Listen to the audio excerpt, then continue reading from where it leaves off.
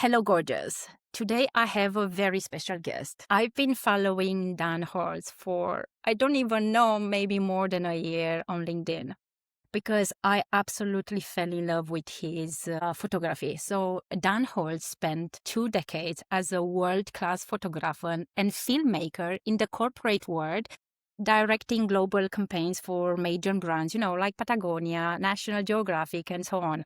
Then at some point, he left it all behind to build Fieldborn Creative and move to the mountains in Washington, US.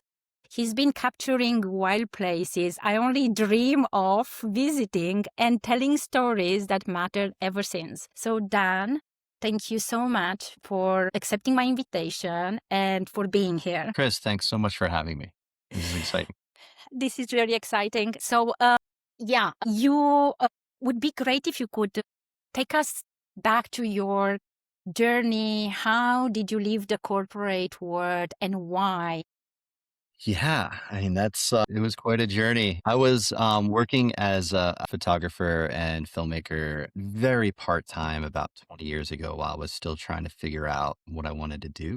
And, so I always had like a side job, either working at a climbing gym or working at like an outdoor retailer like REI for a long time, which is coincidentally where I met my wife at REI. We both worked at the same one.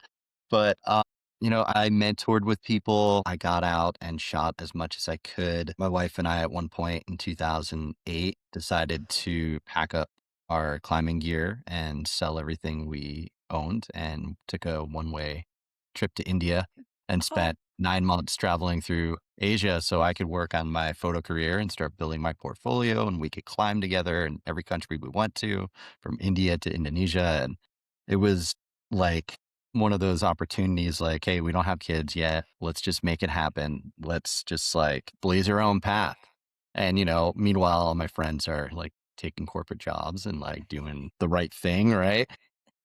of And course, we're yes. like, oh, we're just a couple of hippies hanging out in Asia, climbing every day and taking photos. And I mean, I was blogging, I think, for Climbing Magazine at the time. So I was, that kept me in line. Oh, But that's after amazing. that, it was fun, and then I partnered up with a longtime mentor of mine who's an amazing photographer and filmmaker. His name's Paul Bell, and he used to run the video department for REI. And he was like, man, you got to learn video and you need to buckle down on your studio skills because you're shooting lifestyle very well. And then you'll be unstoppable. You could do this. And I did. I followed his advice and we ended up moving back to Seattle. And I mentored with Paul for a while. And he got me up to speed on those two categories. And a year later, job opportunity popped up for Osprey and they were hiring their first photographer and filmmaker in-house. And I applied and somehow got it. And we moved back to Colorado for, I think that was the third time we lived in that state. And and that was kind of my journey up until then. Yeah. Oh my It's God, your world life gets sounds kind of sounds insane. sounds amazing. Sounds amazing. Okay, so yeah, you sound like I've been just watching a movie, you know? That's so cool that you guys trusted yourselves to just pack up and go, and that was the right thing, the right call. Maybe it sure Do you regret now looking back? No. I mean, I don't regret having to go through rabies vaccines after getting attacked by dogs and dealing with food poisoning and the mosquitoes. And no, it actually like that's like, it was awesome. Like the people that we encountered and just spent time with. I actually Yeah, met yeah. coincidentally the co-founder of our production company of Fieldborn Creative, his name's Uh-huh, Cory. I met uh-huh. him climbing on a beach in Thailand 15 years ago. So Aha! yeah, yeah. I see. So it was a very formidable trip, I'd say. Yes. Mm-hmm. Life I changing. see. So Okay. glad, wouldn't change a thing. You wouldn't change a thing, isn't it? No, maybe I would have stayed longer. That's the only thing I would have stayed out for a year instead of just 9 months. Okay. But Yeah. 9 months is almost like a year. It's a pretty good run. Yeah. Yes. So this is when did you exactly started your own company? So from there, I was freelance. So I was Uh-huh. working for different brands and just kind of like getting my name established in the industry. Uh-huh.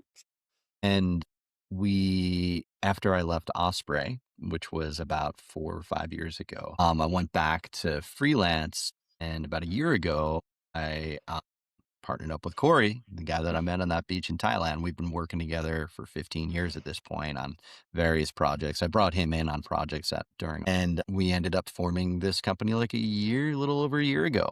And Ah, we okay. felt that, yeah, it's like we've got decades of experience, but it's kind of a newer company.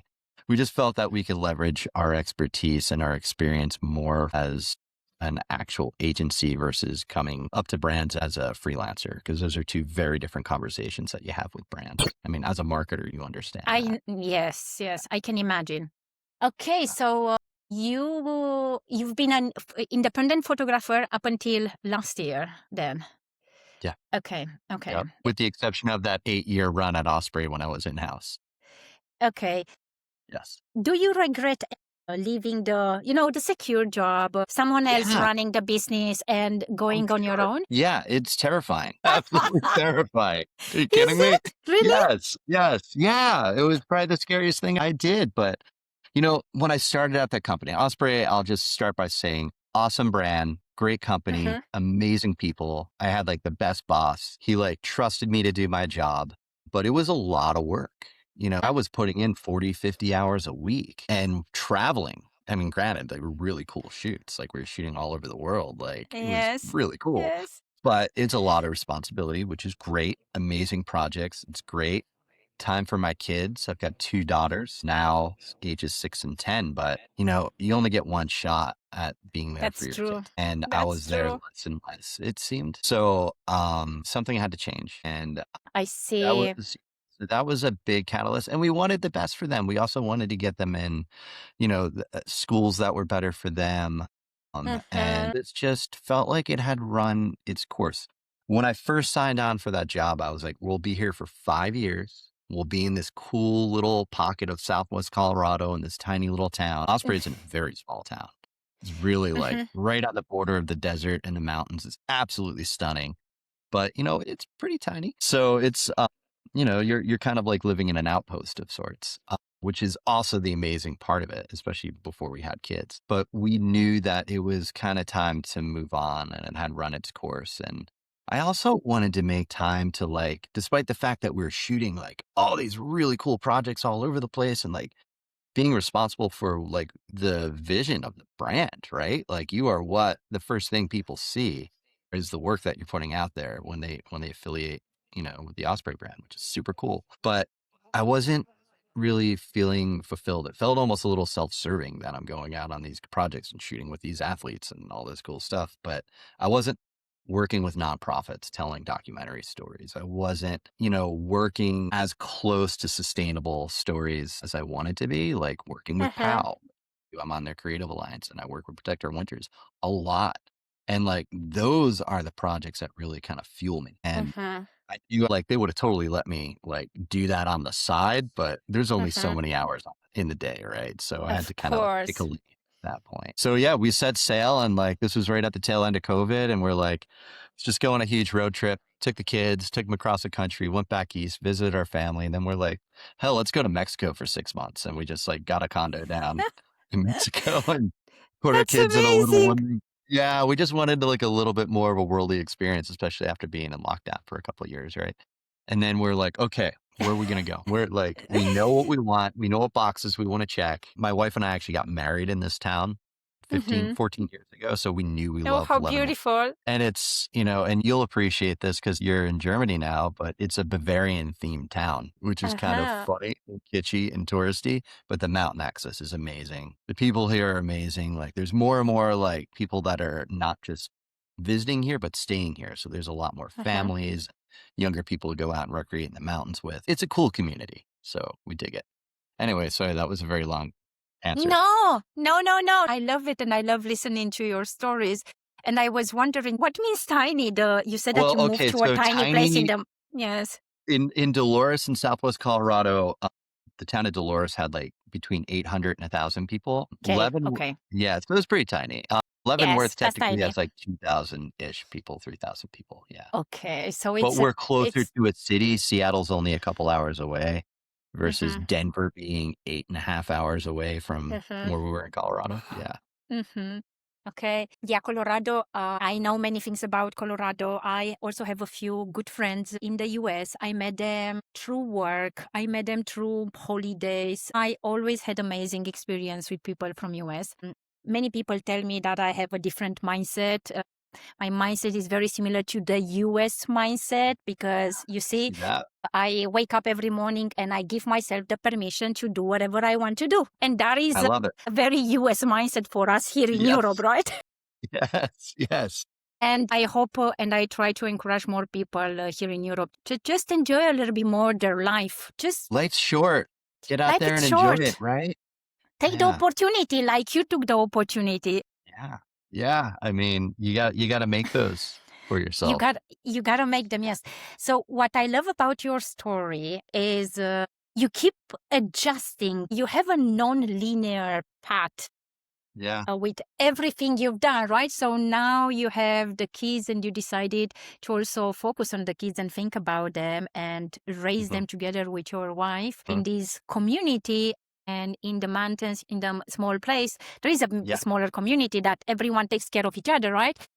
Yeah. I'm interested Yeah. because I am also at the moment designing my own life and I'm working towards moving somewhere closer to nature. It's either next to Mm, the ocean or yeah. in the mountains, somewhere Right. here in Europe. Hmm. And then I'm thinking when you are in a remote location, right? Small place, but you still Yeah. want to have access to the rest of the world. Like you still Right. do projects, work with different brands, and you need to travel. How does Yeah. this all work for you? That's a great question. And there's a delicate balance with that. So we do have a regional airport here that I could hop Okay. on. The Okay. hours are terrible for it. It gets you in at like midnight or something like that. I can But imagine. I could hop on either shuttle or a regional flight to get to Seattle, and then I use Seattle as a hub. Either way, even if I'm just flying to Colorado and it's just a few hour flight, that's a day for me. I'm committing Uh, to like a day of travel to get to the airport to like just that's 3 hours right there if you're going to drive it. So that is the taxed pay when you live in a really cool place like this. It's like I can't just hop on uh, the light rail and go and catch a flight like I could if I lived in downtown Seattle. But you mhm. know what? That's okay. I'm like, I think it's the benefits outweigh a little bit of a travel inconvenience, you know? I see. So it's Yeah. it's there is a little bit of an effort, but it's still working and it's worth it. I think so. I mean, it's not for everybody. Like some people want to have like access to almost any restaurant and museums and like all like rich cultural aspects that you get in a Of city. course. Like it's cool. It's Of course. exciting living in a city. It's Of definitely course. not for me anymore. I've lived in cities and it's cool and I love to go there and I'll work downtown and like work in cities when we have like a lifestyle shoot that involves like more of an Yeah. urban aspect. But I wouldn't Mhm. trade living in a mountain town. Okay. Yeah, we Yes, love it. yes. That absolutely makes sense because what I hear about you absolutely know who you really are. You know your values. You always knew. You always live this way. And it was an easy choice. This is what I want to live because this is what I want to spend most of my time. Yeah. Yeah, pretty much. And it wasn't like I didn't live like this my whole life, honestly. Like I grew up in New Jersey, kind of like, not far from Uh-huh. New York City. So, Okay. yeah, and my dad sent me on an outward bound course, which is kind of like I'm not sure what the equivalent would be in Europe, but essentially it's like an outdoor education course where you go in the Mm-hmm. mountains for a couple weeks. I was this kid from New Jersey. My dad's Oh, like, "You're that's going so to nice. Colorado for 2 weeks," and I was like, "I don't know what this is, but I love it." And I got to figure out how to make this my life. And it was just a lot of kind Uh, of connecting the dots and like, okay, well, clearly I need to work in the outdoor industry. So I should work at a gear shop and then kind of evolve from there. Yeah. okay. So you know you are on this path and you know it since you were a kid, About 18. basically. Yeah. 17, 18. 18. Yeah. Since I was a Yeah. kid. That's a kid. Still a kid, Yeah, teenager. that's right. That's so beautiful. It's very nice, and I think it's very important, especially for the parents out there, to support kids' passions and whatever they love. I think this is so So important. I'm so glad my dad gave me that Yeah, experience. Like it was just kind of yeah, yeah. exactly what I needed at the time. It Hmm. opened up a whole lot of gates, although it kind of backfired on him because then I was like, well, clearly I have to move west now where the mountains are. And he's like, you're not coming back to New Jersey? No, we're So Yeah. I have a different question for you, just to wrap up a little bit about your experience. I have my phone here with me. I have the questions. Okay. To Cool. wrap up a little bit your experience as a professional photographer, right? And then maybe Mhm. I would like to talk to you a little bit about the most amazing places, wild places you've seen, and what do you Wow. recommend us. Okay. But That's before fun. we go into that, one more question on your experience. So Mhm. when you look back at, I know you've been most of your life an independent, a free spirit. It's clear, right? You made the choice to found your business now, become a co-founder. It's been easier than for so many other people, but still, you still had your struggles. And when you look back at that decision, because it's one thing to work for a company, and then it's another thing to become independent all of a sudden. Mhm. Mhm. What surprised you the most about that journey when you went independent? If you could remember, I know that's been a long time. Yeah, yeah, no, that's a wonderful question. And I assumed that, like, since I had already been like working as a professional creative for so long, that I would say, well, I used to run in-house teams. I was sitting in your shoes, creative director or marketing director or whatever Mm-hmm. client I was speaking to. Like, Mm-hmm. we're speaking the same language here. There are some clients that totally got that. They're like, oh, this guy already knows what's up, speaks their language, and gets it. I had to learn how to sell again. And I think that Uh, part, and I'm not a salesman. Like, I work as a creative. Like, I love connecting with people and talking with yeah. people. And like, Mm. luckily that's most of what sales is. But the cold calling, and I'm like, terrible at it, man. Like, that's not my favorite thing to do. And you know what? Okay. Like, I'm not the only one. Almost every single person that does what I do say the same thing. People that I see that succeed really well in what I do, though, they have like a marketing degree or the sales degree, and they are like great creatives, but they have this background of already being able to like kind of know the secret sauce there of how to sell better than me, I would I say. So that see. was probably Yeah. the biggest challenge, I would say, but which is also like, I think due to social media and places like LinkedIn, it becomes a lot easier. And these are platforms I kind of wish I dove into a little bit sooner. Mm-hmm. Because then you kind of just be yourself, tell what you do, explain it, and help, see how you can help people with solve a problem in their industry. And Mm-hmm. since then, I've learned a lot of getting back into the freelance side of things. So it's been, Okay. we're good now. Okay. Yeah. That absolutely makes sense. Yeah. I can totally relate to not loving the selling part. I can totally relate to that. When you are a creator at heart, this is who you truly are. You are not also a salesman. I think they don't really come together like they fit together, they complement each other, but I don't think Mhm. an authentic, amazing creator is also one of the best salesperson out there. I don't think that's Right. working, right? Right. Right. I agree. I agree. I'm sure there's an exception to every rule there, but I agree 100%. Yeah. And It, it is interesting. You used to see that a lot more, sales and marketing being kind of merged into one department. But now it yes, seems that yeah. there is definitely more of a division when it comes to that, which is, I think, for a good reason. Yeah. Yes. Thank you so much for sharing your experience with us, your business Sure. experience with us, with the Yeah. audience. Yeah. For You sure. know, I have to admit, I've been trying, while I've been very much listening to you, although I'm not very good at doing two things at the same time. You know, I prepared a small presentation, a PowerPoint, where Okay. I added a few of your pictures from LinkedIn. I wanted to show to the audience, but I realized somehow my tool, Riverside FM, and I have the Pro version, it doesn't allow me to share the Oh, PowerPoint. okay. Interesting. And yes, but I think I find a different way to do it. I go on your LinkedIn profile Yeah. and then I go on the pictures. Okay. Okay, let me quickly go back to share here the screen. I think when we share, let me know if I see LinkedIn. Do you see it? See anything on my screen? Just you and That's me. not working. So the share isn't working. The share is not working, but why is not working? It should be working. I Well, wanted to show to the audience the amazing pictures you took in different places, like from Vietnam to, Zion Natural Park. And I cannot share. Oh, that's a shame. are you working on two screens? Or Yes. Maybe I put, yes, you're right. Maybe I bring the put one screen. on one screen and then Yes. share it over? Yes. Yeah. This is, but I need to, yeah. Okay. So I have to log in LinkedIn Okay. on Chrome. In the meantime, maybe you can tell us the most Technical amazing place. difficulty. Yes. You've been photographing. Wow, that's a tough one. That's a tough one. Gosh, we had an opportunity a lot to go over to Vietnam while I was at Osprey because that's where their manufacturing happens, is in Saigon and Ho Chi Minh City.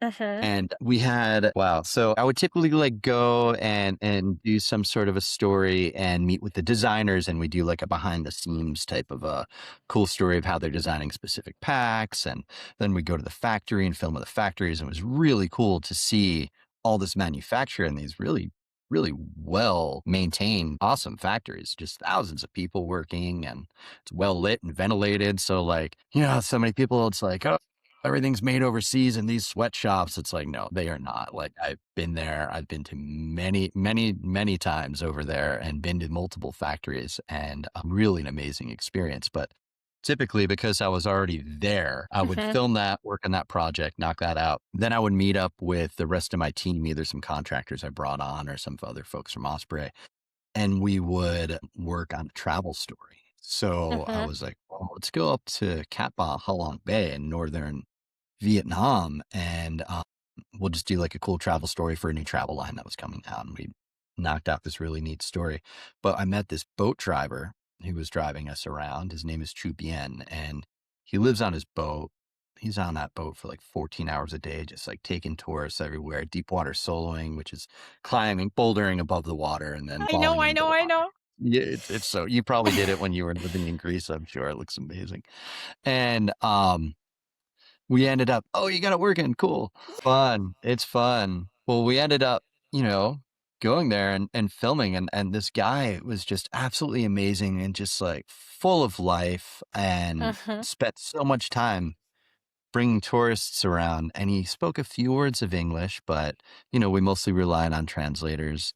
And yeah, he just kind of stuck with me as just this really unique character. Yeah, there we go. That's Tubien's boat right Yes. there. Yes, yes. And um a year later, we were working on these really interesting, we wanted to do some character narratives. So like find real Uh-huh. interesting people and tell a story around them. And they're like, Dan, who do you know to do that? I'm like, man, we're going back to Vietnam. I need to do a story on Chu Bien because the guy is just amazing. So we ended up making like this like 8-minute film around him. And we went back and he, remembered the crew and remembered everybody. And we just had an amazing time spending, getting out on the water with him for like days and days and climbing with him and just learning more about his life of growing up.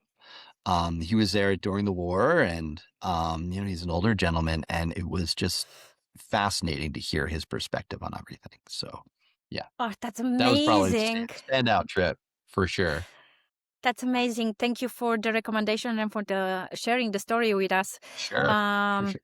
yeah, those people I love when I travel. I try to talk to the locals, even if they don't speak well English. You know, it is such a privilege to be able to travel. I recognize Yes, that, but yes, it's yes, something that I wish everybody could do because it just yes, like building those connections with people and seeing how other people live. It's just like yes, it instills empathy.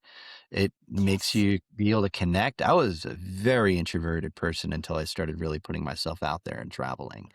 And it's just so important to do. And Americans, like, generally speaking, not a big crew of travelers in this country. It's like, a lot of people that just barely leave your own state. And there's so much of this country to see, national parks all over. It's absolutely Yes, gorgeous. And yes, the more you yes, travel, yes. the more you see we're all the same, And I don't know. That's just my thought. B- Yes, Travel. no, and I the editor of my book is a friend of mine. We used to work together from the US, Robert. Mhm. Hi, Robert. And I'm so grateful because he's been so helpful. He's one of the kindest, the sweetest people I ever met in this life. And he loves traveling as well. Nice. And whenever he has the opportunity, has a holiday, he's traveling, and he always shares places with me. But we did talk a little bit about the US mentality, and he did tell me, and other people from US, that it's true.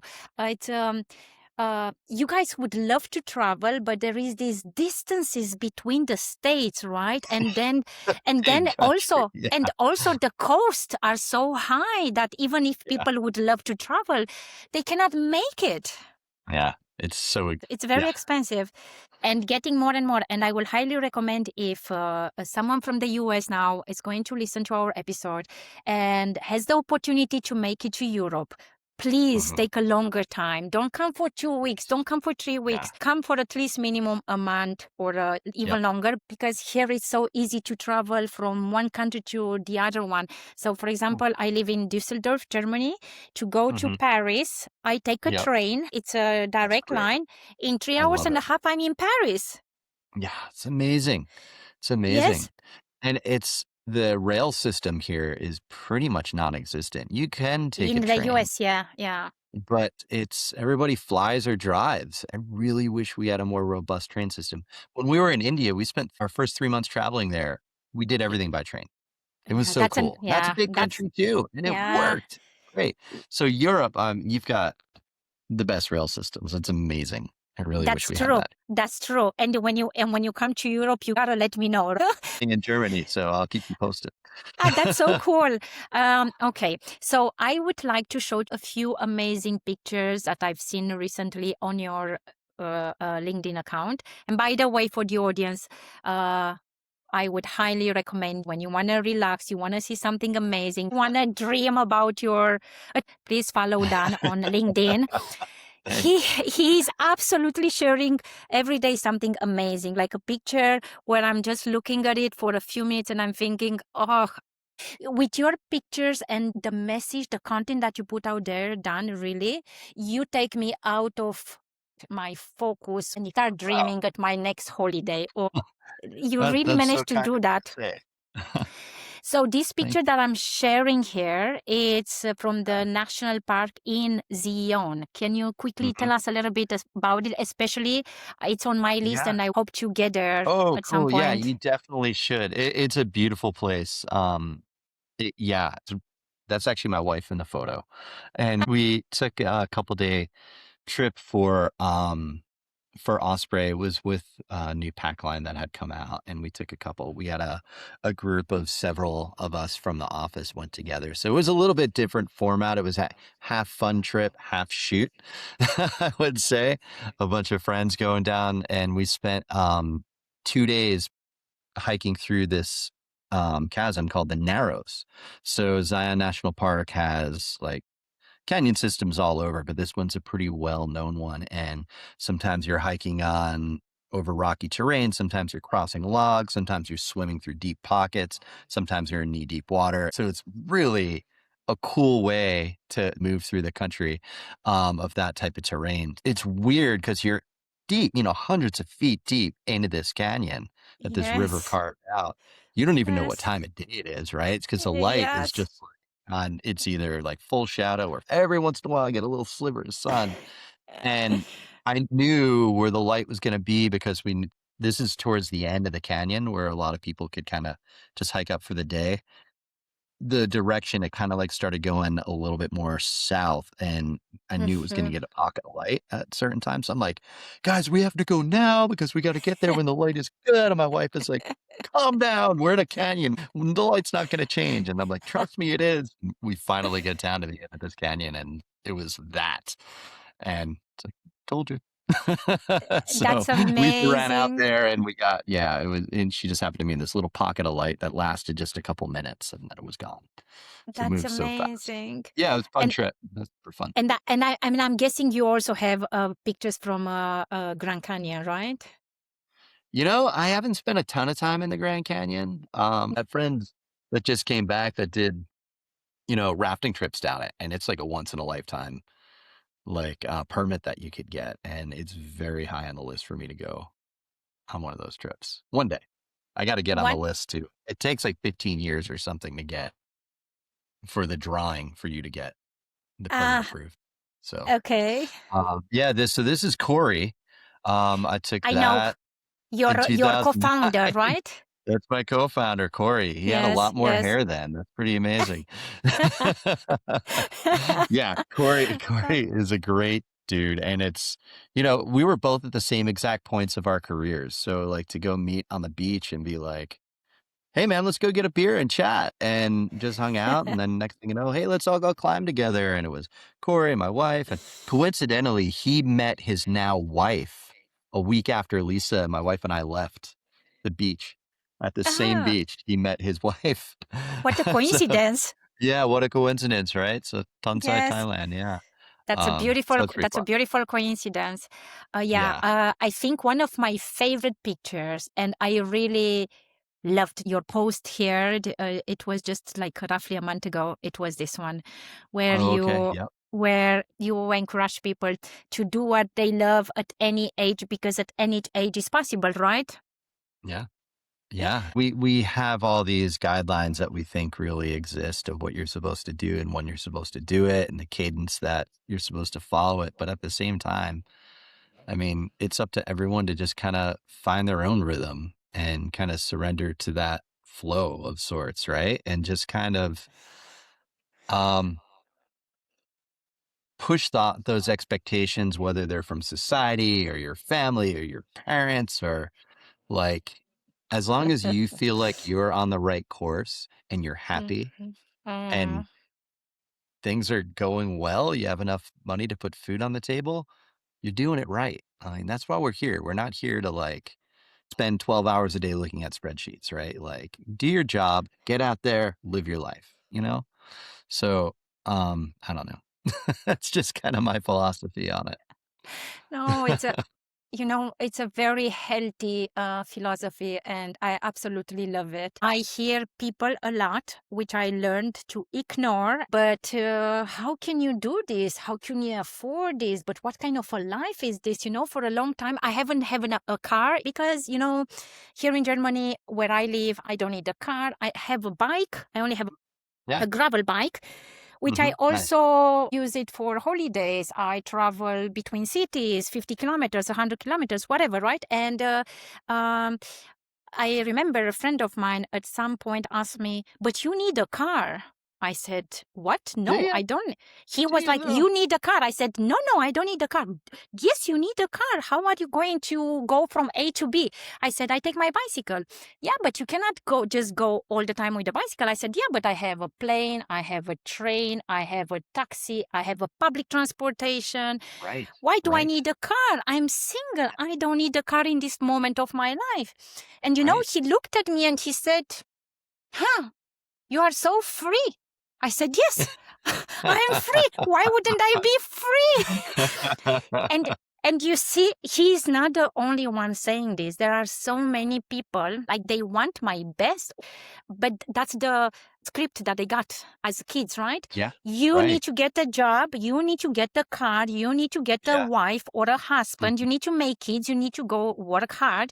You better watch TV, stay updated to the news, and then you go and enjoy life when you retire. And if you manage to live until you retire, right? Right. That's the script. So what are you going to tell to those people who got this script and they know it's not working for them, they are not Yeah. happy, but they don't manage to get out of the script? What would you recommend them? Right. And some people are happy with that though. Some people are Yes, perfectly content with that. I mean, you and yes. I are not those people, No, obviously. no, no. We are not, but there are people who are not happy with that. Right. And it's again, it's kind of a point of privilege to be able to make Uh, that move, right? I would okay. say to a certain degree. But if you're in a position where you could just throw caution to the wind and just make it happen, would you rather do that and just take the chance and fail? Or would you just like stay and do the status quo and just have regret down the road? Like, I'm almost like regret for me is almost like a phobia. Like it's like I want to No go through regret. life Yeah, yeah, knowing that I yeah. tried Yeah. to No. maximize my Yeah. time here. Yes. Like Yes. we're Yeah. all here to Yes. like do right by each other, do right by the planet, and have Yes. a good time Yes. doing it, you know? Yes. And if you Yes. just maintain that core philosophy, I mean, it's been working for me so far. It's like, granted, we don't live in a giant house, but we live in a pretty cool place. And we're Mm-hmm. surrounded by amazing people. And I've got two amazing children who are doing great in school and like love their life and get out and play in the mountains. And like, it's all I need, you know, and I'm perfectly content with that. I don't need $100,000 car. You know, it's Mm. great to have Yes. one, but Yes. Mm-hmm. you know, like I'm good driving around my 20-year-old Toyota pickup. That's amazing. That's You know? amazing. And by the, it's so beautiful what you just said. And I put this picture on the screen because it reflects perfectly to what you said. It's like have fun, play, regardless of your age. And this picture is amazing. Can you tell us a little bit about this picture? Oh, sure. That was pretty fun. So, that was shot for Clean Canteen, who's been a longtime client of mine, and the vibe was like kind of keep it fun and light and lighthearted. So this was in Olympic National Park here in Washington Mm-hmm. State, and those are the Olympic Mountains in the background. Absolutely stunning location. Like definitely add that to your list as well of places to visit when Okay. you come out. Um, but yeah, it was. I was just like, hey, how much air can you guys get? Strike a pose, and it was just kind of fun to silhouette your subject up against the sky to really isolate them against the background. So that's like kind of a good way to isolate your subject from a technical aspect. So we have plenty of shots of them hiking and drinking and hydrating with those water bottles that we were there shooting. But I think it's all about capturing kind of the vibe of what's happening as well. Mm-hmm. So when you spend a few days hanging out with someone in the mountains, you could be a lot more spontaneous like this. And Of yeah, course. That's so yeah, beautiful. What a beautiful yeah. story. Huh. I was just wondering, how do you work? Like, you only work with brands? Do I need to be a big brand from here, from Europe, to work with you, to hire you for a project, or how does it all I work? Yeah, I mean, we work with brands all over the world. So a lot of brands will hire us based on our location. Cory, my creative partner, is actually based down in Sonoma area in California. So he's also in like Mm-hmm. a really cool area down there in the High Sierra. But you've got, you know, us here in Washington State. We've got access to ocean and mountains and rainforest and desert. It's all here. It's pretty cool. Mm-hmm. So we'll get hired by these brands to shoot locally, or we get brought out to other locations as well. So if a brand from like, let's say Europe once is going to go into the US market and they need Mm-hmm. to capture imagery, which is going to be more localized and therefore more relatable for a US Uh, based client, they'll be like, hey, we need you to go here, here, here in the US, or can you help us design a campaign around this? It depends what part they want us to enter the project. uh-huh. Or sometimes you're like, hey, we just like your style. We want to bring you out here. Can you shoot a brand story for us here in location where they are? So it's really there's no limit. It's Okay, pretty so if there is a brand from Europe wanted to work with you guys and bring you here in mhm, Europe, you would absolutely yeah. come and travel and Oh my God, uh yeah, in a heartbeat. yeah. What would be your favorite place to travel to here in You Europe? know, I really want to go to the Dolomites, and I really Ah. want to go. Yeah, yeah. I mean, that just looks absolutely stunning. Honestly, I haven't spent much time at all in Europe. All my travels have been Central America, South America, and Asia. So, Mhm. like, I really need to start seeing more of Europe. And like I said, I have some family in Germany I need to go visit. So. You should, and now you I also know know, I me. know. They just did a big family reunion last year in Bavaria, and I wasn't able to make it, unfortunately. But Oh, it's also yeah, in Bavaria, next to hmm the mountains, hmm next to the yeah, Alps. That's yeah, amazing. You should make it yeah. next I guess time. it's just in my blood to be by the mountains all the time. That's amazing. By the way, talking about Dolomites, it's a dream of mine. It's just a dream. It's not something it has to, I need to make it, but it's a dream. It's a nice dream. I'm dreaming of eventually moving to the mountains because of the climate change, and because I see Yeah. with decades, it's getting warmer and warmer, and I don't Hmm. think I can manage to live at the ocean because of that in the next 20, 30 years. And then my thinking is I'm moving to the mountains because I love both mountains and ocean. And if I Hmm. move to the mountains, then I thought about it, which one here in Europe would Yeah. absolutely be Dolomites. Yeah. And if I Cool. do that, and if my podcast becomes well known and people like it, and I start making money, then Yeah. you know what? You know what's the dream, and you are absolutely invited into that dream. I'm dreaming of moving there and doing this podcast with the guest, walking next to each other in the Dolomites. That's my I dream. love it. I love it. That would be amazing. That would be amazing, and you will be invited Oh for a man, second round face to face in I will Dolomites gladly come out for that. You say for a when and whole I'll be weekend. there. For a whole weekend. I love it. That's the I dream. That's love my it. dream. It was very nice when you mentioned Dolomites. I was just thinking, oh my God, I need to tell you my dream. It's so high on the list. Like the biking, the climbing, it's just it's Yes, like an absolutely everything. amazing spot. Yes, and Yeah. and plus they have the amazing Italian food, right? And also Oh my Italian God. Yeah. Yeah. That's the other lifestyle. benefit of travel, right? Is just the Yes. food. The food. You were going to when you asked earlier what my favorite trip was, that was the other Yes. trip that I was thinking of was more food related was we spent time in this little island called Chiloé. It's off the coast of Chile in northern Patagonian region. And it's Okay. just like it ended up like the film, we followed this ambassador of Osprey. Her name's Jackie Norse, really cool. And she brought us to her favorite place in the world. I mean, she's a guide and kind of tours all over the place and takes people all over the world. And Oh, that's as an amazing. ambassador, we're like, Jackie, well, we want to do a little film on you.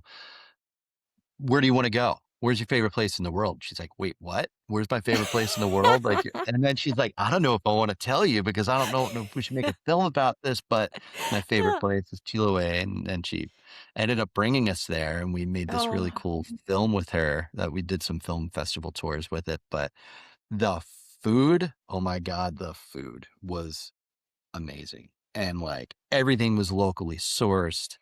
Everything was just like, oh yeah, these clams were harvested this morning right here in this bay. This bread was made from, yeah, everything was just like within reaching distance away. And oh we my ended up God. filming. And so, yeah, it became like this really cool food tour and worked its way into the film very well. We end up going to this one restaurant that we're going to film out the next day. And the owner comes out, Mauricio, and he's just like, hey, what do you guys want to eat? Brings us a menu. We're like, just feed us whatever you want to feed us. Like, this is your choice. Cory is a classically trained chef. So the guy Okay. is a foodie, right? I look over at him mid meal and he's got tears coming down his face. And I'm like, buddy, are you okay? He's like, this is just the most beautiful meal I've ever had. And it Oh, that's was like, amazing. yeah, that was probably, oh man, that was pretty awesome. Fun That's opportunity. Yeah, amazing. but it's all about food when you travel. I love it. I love it. What a great way to bring people together is It's true. It's true. It's whole also table. about food. Yes. You Mhm. know, by telling this story, you just reminded me of. I only been to Panama in Oh, South cool. America. Yeah, yeah. Beautiful. And to be honest, I fell in love with the taste of the fruits there. Like I Oh, could yeah. not, Yeah. I thought I don't want to leave this place. I want to stay here because I love fruits. Mhm. I can eat fruits all day, every day. Yep. Yep. And for me, the fruits just made my trip unbelievably amazing. And Southeast Asia is the same, and you get all these different fruits that you normally wouldn't have, and mangoes that are this big, and oh my Yes. God, it's amazing. I love it. Yes, I you're love right. it. And My wife's the same way. She is fired up by fruit. Like she is just like that's all she'll eat given, and my kids too. It's great. that's nice. Yeah. Thank you so much for sharing. What about Yeah, of this course. picture here? This looks So like that's Utah. Or that's out near it's in let's see, that was southeast Utah. okay, And yeah. so it's probably like 45 minutes away from where we were living in Southwest Colorado because we were like right on the border. Mm-hmm. And Yeah, it's called Valley of the Gods. It is this area. It's called. It's absolutely beautiful. It's Monument Valley is very close to there, but yeah, this was a shoot for Osprey. I was in house at the time for this, and we found somebody that had a really cool Land Cruiser that we could use to kind of add a fun rustic element. And we kind of shot a road trip with these two people. So Lena and Abby, who are actually really good friends of mine that we shoot with all the time. And just brought them out for a fun little like road trip through the desert for a few days and just kind of captured what was going on. It's fun. That's amazing. That's Yeah. amazing. Yeah. That was a fun trip. That whole Uh, series, it was one of my favorite series that we shot. and I want to show you one of my favorite pictures. Of course, I love all the pictures, but especially the ones where, look, this one is one of my favorite. Oh, yeah. That's one of my favorite climbing shots too.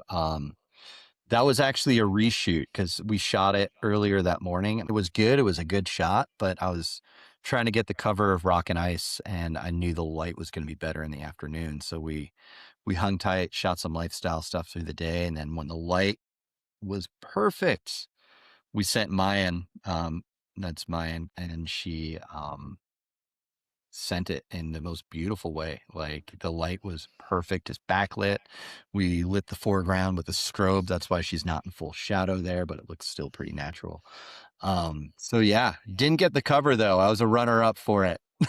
But the story still ran and it got an inside cover, I think. So that was pretty good. Do you remember where Back where when was? magazine covers like were a thing. Yeah, that looks I like miss it. those days. Looks like it. And this one is also very nice here. Oh, yeah. Just shot Packing up right the down the road. bicycles, huh? Yeah, yeah. So that was just for Nanook. They're a company that makes like those cases that you see for storage. So that was kind of like I had someone just set up like a bike on a bike stand to start working on it, so you can show it in more of a natural way. Mm-hmm. So yeah, I just had her kind of break down her bike by using the tools in that box, and that was shot about 10 minutes down the road from our house, which makes it easy.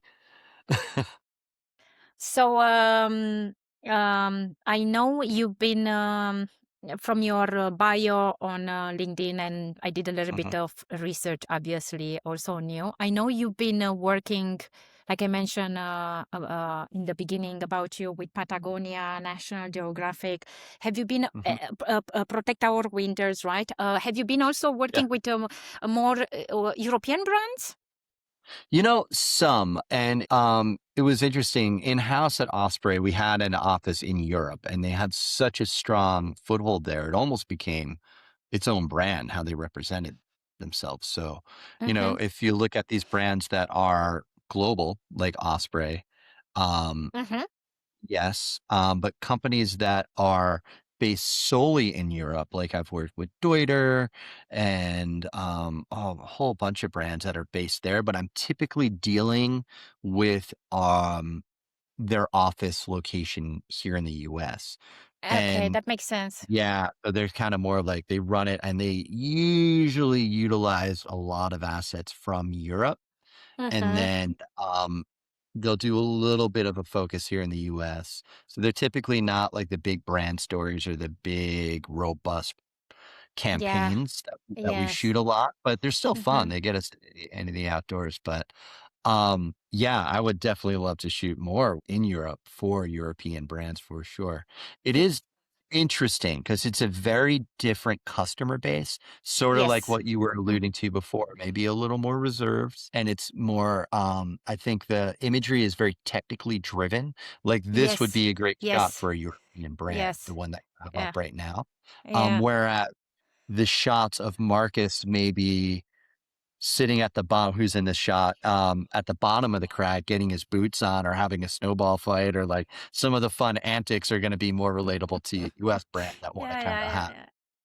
a That's little bit amazing. different part of the story. But so, we shoot like the hero stuff, we shoot the lifestyle stuff, and we kind of mix Mhm. it all together in one little formula. Um, but yeah, it is interesting. We always had that discussion with our European counterparts, and it just like, oh, okay, yeah, what you guys are doing doesn't quite jive with what we're doing over here. Um, Uh-huh. but when we would shoot like real serious sport stuff like this, like a, like a multi-pitch ice climb or an alpine route, they loved it. Like that was definitely their vibe, which is Yes, fun yes, because yes. kind of my favorite thing to shoot anyway. So, yes, and I was thinking one of the big brands, and they make amazing products. La Sportiva, it's Oh yeah, Italian, right? Sportiva is And amazing. La Hmm. Sportiva, exactly. So that could be, Yep. I could totally Yeah, see I've that. shot. I've worked Yeah. with them before. Yeah, yeah. Okay. A And lot of sometimes when you'll work with like an athlete, yes, they'll have multiple sponsors. sponsors. You'll Yes, work yes, with yes, like, yes, so yes, we've yes, worked with yes, Adidas and we worked with yes. 510 and Sportiva and yeah. Okay. Mhm. Okay. Yeah. I understand. Well, I hope there will be European brands eventually at some point listening to our episode. Eventually, Cool. when I'm becoming bigger here in That's Europe in right. my podcast, and they will reach out to you because I love your eye. It's about the way you see the world, the way you see the people, the way you see the moment. Well, This is what I love about the presence. You photograph the presence, what happens in that moment. And I think that is very hard. I think a lot of it is who you bring out there with you. So Uh, casting the right people that are comfortable in front of the camera and also have the ability to she's awesome. I love of my Linda. favorite ones, yeah. Yeah, yeah, she's such a rock star, man. But like people like Lindsay to bring out in the field that are like totally in front of the camera and comfortable, but are competent in what they're doing. Like I'm not gonna bring Yes, someone that doesn't know a thing about climbing on a of climbing shoot, course. even if Of it's just course. lifestyle or we're just bouldering and they just have to kind of pretend. We don't do that. It is Yeah, yeah. real people that are qualified to be in that environment. One, from a safety aspect, but two, you could just say like, "Hey, cool, we're gonna backpack in for a couple days, set up a tent. I'm just set up the tent as you normally would." And then you document that as it's happening. So there's like a journalistic quality to it. Hmm. And then you let people have fun with it. Let people be themselves. Like, yeah, and you don't have to be shooting the whole time either. You could just be there and like building camaraderie and having fun out there. And then like that is where the best work comes from, I think. But I'm curious, what was the longest time you took to take a picture like this? Because I can imagine it doesn't happen in 5 minutes, maybe not even 1 hour Yeah, I sometimes. mean, but sometimes the best shots are just like, "Oh, what's going on over there? Click." Ah, And it just okay, that's and cool. something just happens.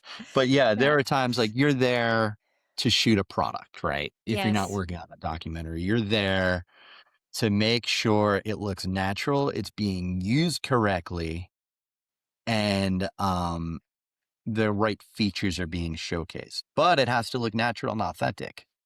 Mm, So the best thing to yes. do is have someone that knows how to use the gear and then have them do it. But the longest it took, oh, I don't know. There's been times where we've spent, 4 or 5 days in the backcountry on shoots.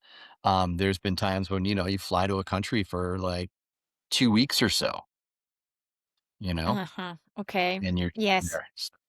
Every shoot's different. I I can Oh yeah, I this can was up imagine. in Vermont. Yeah, this was fun. That was nice. Um, She has such a beautiful smile in this picture. It does, yeah, that was super fun shoot. We spent a couple days on, there's a through hike called which a through hike is kinda like what the Camino is in Spain and Mm-hmm. Portugal area, right? Mm-hmm. So, Yes. only this got through Vermont, it's called the Long Trail, and we spent a few days on there, and at the end of it, not too far off the trail, there's this really cool swimming hole, these giant waterfalls, and everyone's cliff jumping, but I'm like, what a great spot to shoot. And it was pouring rain, so it's just, like, added to a fun element of it. It's great. That's That was a so fun trip. cool.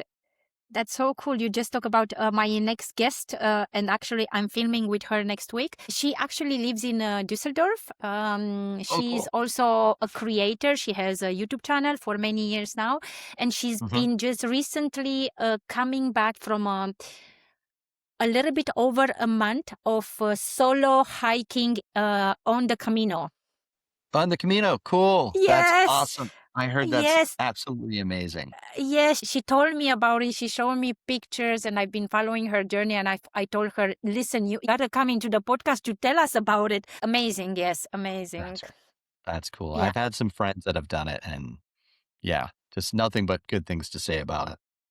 Yes, it seems like she has been telling me that she's met so many people, and most of them are solo. So everyone goes Yeah. on their own. It's a solo journey. Yeah. Yeah. That's awesome. I think uh, a lot of trails out here, like the Appalachian Trail, for example, a lot of people will do that solo, and it's just very meditative. And I think people work through a lot of things in a very good way. And I think it's really cool. yes, Absolutely required to do. yes. So, Dan, I have to be mindful of your time. Sure. Good. I love talking to you. Look, And before we stop this amazing conversation, and I so hope, I wish for myself I meet you one day in person. yeah, I hope so. You got to come out for a visit. I'm sure we will meet one way or another. It's either here in Europe, you coming to Europe, or I come to US, and I will let you know Sounds when I good. come to the US. I have my signature question, and Sure.